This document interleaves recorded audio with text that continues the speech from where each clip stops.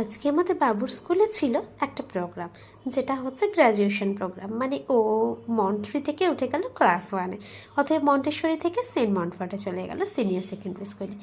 ওখান থেকে আসার পরে হঠাৎ বলছে, মাম্মা আমার ভীষণ খিদে পেয়েছে। আমি আর কি করব, দেখলাম ফ্রিজের মধ্যে একটু আটার ডো করা রয়েছে, সেটাকে বের করলাম, একটু 2-in-1 পরোটা বানালাম, যেটা আমার বাবুর ভীষণ পছন্দের একটা জিনিস। মাঝের মধ্যে কে দিয়ে দিয়েছি একটু ঘি, কাসুরি মেথি আর হচ্ছে একটু কাশ্মীরি মির্চ, জাস্ট লুকটা সুন্দর করার জন্য। দিয়ে সেটাকে লাচ্ছা পরোটার মতো করে নিয়েছি, আর উপর দিয়ে দিয়েছি কাঁচা পেঁয়াজ।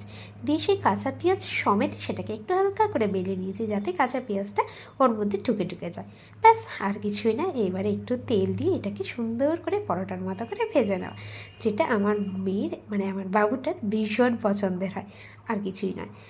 চলো, দেখছো অলরেডি এটা আমার হয়ে গেছে কমপ্লিট। দেখো কত সুন্দর খেতে হয়েছে, দেখতেও ভালো হয়েছে। দেখো কেমন লাগলো, ভালো লাগলে লাইক করো।